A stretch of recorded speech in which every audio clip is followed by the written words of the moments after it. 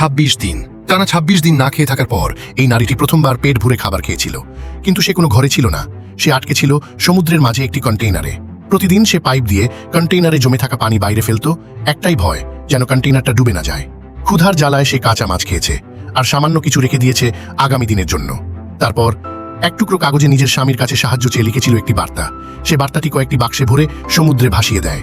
তার বিশ্বাস ছিল একদিন না একদিন কোনো জাহাজ এটা দেখবেই। কিন্তু দিন যায়, একটার পর একটা দিন, 26টা দিন পেরিয়ে গেল, কিন্তু সাহায্য এলো না। এদিকে কন্টেইনারের ভেতরের পানি এতটাই বেড়ে গেল যে সেটা প্রাণঘাতী হয়ে উঠল। তখন সে সিদ্ধান্ত নিল আর অপেক্ষা নয়। কাঠ জোড়া দিয়ে একটি মজবুত ভেলা বানাতে শুরু করলো সে, নিজেকে নয়, আগে তার ছেলেকে বাঁচানোর জন্য। ঠিক তখনই একটি শিগাল এসে কন্টেইনারের ওপর বসলো। পাখিটাকে দেখেই নারীর চোখে আলো জ্বলে উঠল। তার মনে হলো তীর হয়তো খুব কাছেই। কিন্তু সেই রাতেই সব কিছু বদলে গেল। কন্টেইনারে হঠাৎ পানি ঢুকে পড়ল, আর কয়েক মুহূর্তের মধ্যেই সেটা সমুদ্রে ডুবে গেল। তবুও সে ভেলাটা শক্ত করে ধরে রাখলো এবং সারা রাত সমুদ্রের বুকে ভেসে থাকলো। ভোর হতেই সে পানিতে মাছের কাঁটা ছুড়ে দিল, শুধু একটাই উদ্দেশ্যে, শিগালগুলোকে ডাকতে। আর অবাক করার মতো বিষয়, কয়েক মিনিটের মধ্যেই ডজন খানেক শিগাল তার চারপাশে উঠতে লাগলো। তখনই তার মনে হলো এবার কেউ দেখবেই।